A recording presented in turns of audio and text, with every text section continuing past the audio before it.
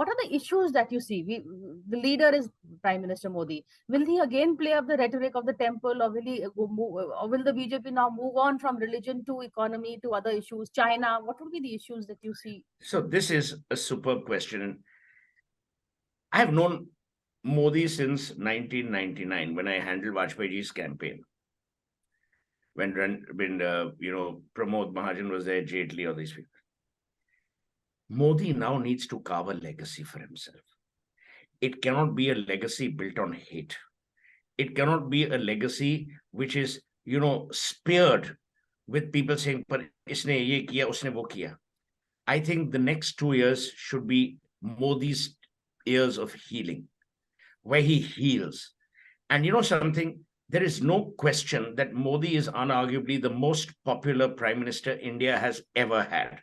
See, whatever you might say. Out Indira Gandhi, Nehru. Way more popular. Please remember, Indira Gandhi had a war to support her.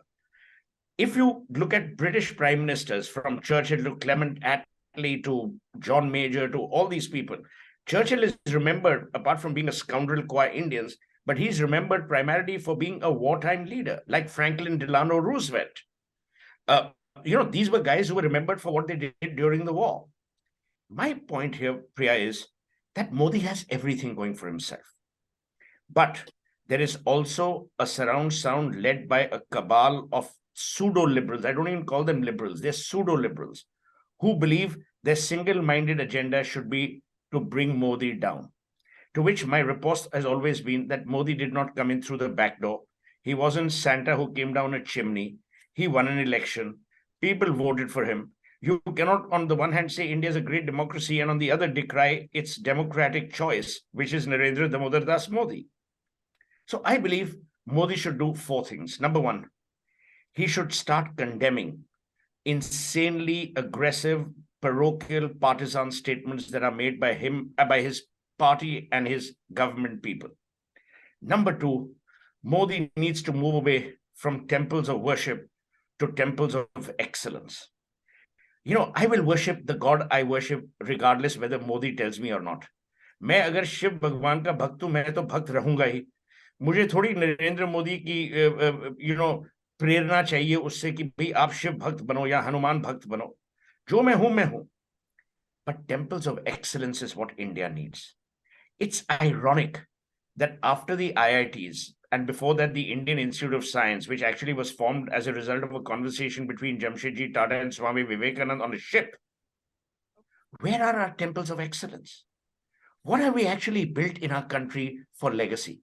हम लोग ने क्या किया? We built stadia, where either some goddamn IS officer and his ugly wife and ugly dog walk, and the ugly IS officer, so no one says, "Oh, you're being gender insensitive," or you have people who are treated like crap. Third, to my mind, so temples of excellence, when I say, they should be world-class learning institutions.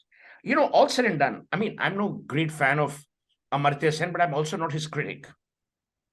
Whatever happened with Nalanda, politically, non-politically, you need to revive Nalanda in its true glory, which I think Modi may do. The third is Modi now needs to focus from a mere communication point of view in what the government has been able to do, not what the government has done, being able, and I'll explain the difference. India is difficult to change because we are difficult to change. You ask an Indian, please stand in a queue, his first question will be why. Indians don't have the ability to answer, most of us. You ask an Indian, are you going to Bombay tomorrow? The answer will be, I've just come back from Coimbatore. Bhai, ab jawab to do prashn ka. So to get a country with this kind of mindset to change is difficult. But Modi must focus on that. My fourth, this is the year of G20. G20 cannot be run like an event management company. It cannot also be run through events. It has to be run through inclusive, integrated, invigorating, involved, engaged programs where the citizen actually feels part of this new and renewed India. You cannot have a new India if every Indian doesn't buy into it. So the outreach cannot be Biden. It has to be Bankim. Bankim in Meerut must be your target.